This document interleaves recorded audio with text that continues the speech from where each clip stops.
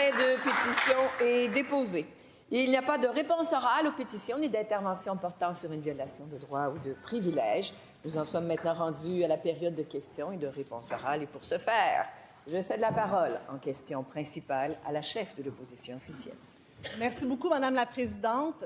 27 directeurs médicaux de Santé Québec ont décidé de briser leur devoir de réserve et d'écrire une lettre à la PDG de Santé Québec afin de protéger les services aux patients. Ils sont très inquiets et ils constatent sur le terrain que depuis la loi spéciale imposée sous Bayon, il y a un climat délétère qui s'est installé. Beaucoup de détresse et aussi une démobilisation, ainsi qu'un problème de rétention. En date d'aujourd'hui, 408 médecins du Québec ont appliqué en Ontario. Je ne parle pas de la Colombie-Britannique ni du Nouveau-Brunswick parce que les chiffres continuent d'entrer. Madame la Présidente, ils écrivent la chose suivante. Trop de contrôle engendre souvent l'effet inverse de celui recherché. La démotivation, la rigidité et la perte de sens. Ça aurait pu être écrit par le whip du gouvernement à son premier ministre. Parce qu'aujourd'hui, dans les courriers du cœur du Journal de Montréal, ça prend 4 journalistes pour recueillir toutes les doléances et les griefs des députés caquistes. Alors, le premier ministre aujourd'hui est confronté. Soit qu'il recule, négocie comme un premier ministre, ou il va devoir faire un webinaire et donner à ses élus caquistes le petit catéchisme du bon député, c'est-à-dire marche avec nous, vote avec nous et ne pose pas trop de questions. En fait, faites un acte de foi. Alors, au nom de tous les patients québécois qui veulent avoir un médecin, avons-nous enfin un premier ministre du Québec qui va mettre sur pause sa loi spéciale? La réponse du premier ministre. Oui. Madame la Présidente, je pense d'abord, c'est important de rappeler que le Parti libéral du Québec est d'accord pour changer de mode de rémunération des médecins. Soyons clairs là-dessus. Gaétan Barrette a essayé de le faire et son chef, le premier ministre, Philippe Couillard, a reculé, ne l'a pas appuyé.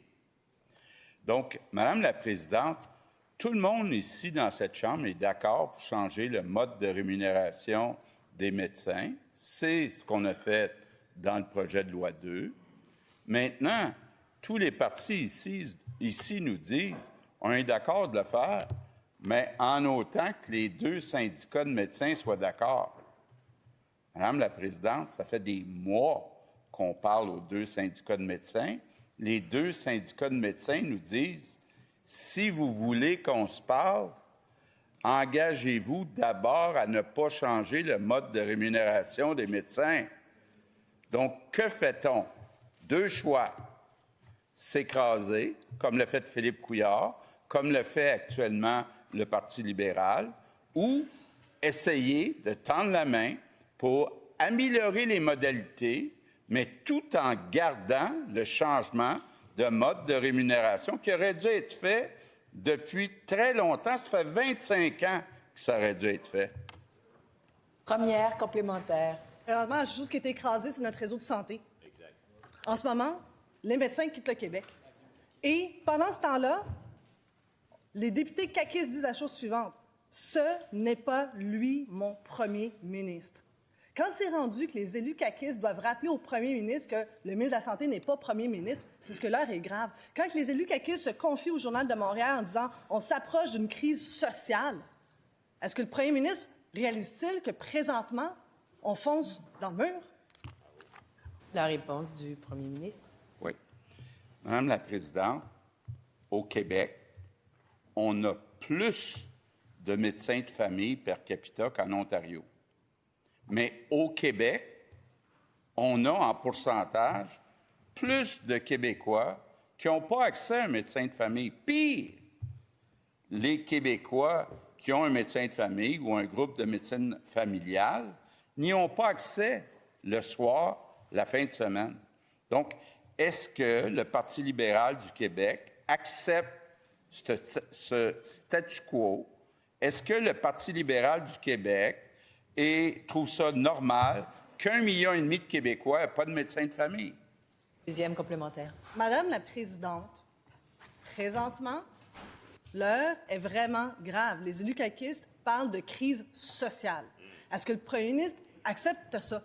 Est-ce que le premier ministre accepte qu'aujourd'hui, au lieu d'avoir plus de médecins, on en perd. Parce que lui, sa solution, c'est de les livrer à Doug Ford. En ce moment, on en a 408 qui ont déjà rempli leur formulaire. Et on va mettre les choses très claires. Oui, le Parti libéral du Québec a dit oui pour la rémunération, il faut la changer, mais même les fédérations l'ont dit. Donc, la seule personne aujourd'hui qui ne comprend pas son programme... Réponse du premier ministre. Bon, on avance, Madame la Présidente. Je viens d'entendre la chef de l'opposition officielle dire on est d'accord avec le changement de mode de rémunération. Non, mais c'est ce qu'elle vient de dire. Elle vient de dire, mais elle aurait dû ajouter à sa phrase en autant que ça ne fasse pas de chicane. En autant qu'on accepte, dans le fond, que ça se passe peut-être dans 10 ans, dans 20 ans, dans 30 ans, que ça se passe seulement quand les deux fédérations seront d'accord. Madame la Présidente, les Québécois ont le droit d'avoir accès, entre autres, à un médecin de famille, à un groupe de médecine familiale. Troisième complémentaire. Madame la Présidente, confession. Effectivement, j'aime pas la chicane. Effectivement, je préfère quand les Québécois ont des soins. Effectivement, je préfère quand les médecins restent au Québec. Effectivement, je préfère avoir des Québécois qui n'attendent pas d'avoir une chirurgie parce que le gouvernement refuse d'ajouter des ressources pour ouvrir les blocs opératoires. Effectivement, au Parti libéral du Québec, nous, on préfère avoir nos salles d'opération qui roulent à 100 % au lieu d'un premier ministre qui s'écrase, qui refuse de mettre les ressources nécessaires. Attendez. Je vous rappelle l'article 32. Pas de bravo, pas de commentaire. Le silence pour les deux côtés. Chut. La réponse du premier ministre. Madame la Présidente, on vient d'avoir un aveu important de la chef de l'opposition officielle. Dans quel camp elle se situe? Est-ce qu'elle était dans le camp de Gaétan Barrette qui voulait changer le mode de rémunération ou dans le camp de Philippe Couillard qui ne voulait pas de chicane avec ses amis médecins? Bien, elle vient de nous dire, là, moi, je suis dans le camp de Philippe Couillard qui ne veut pas de chicane, qui défend le statu quo. C'est son choix.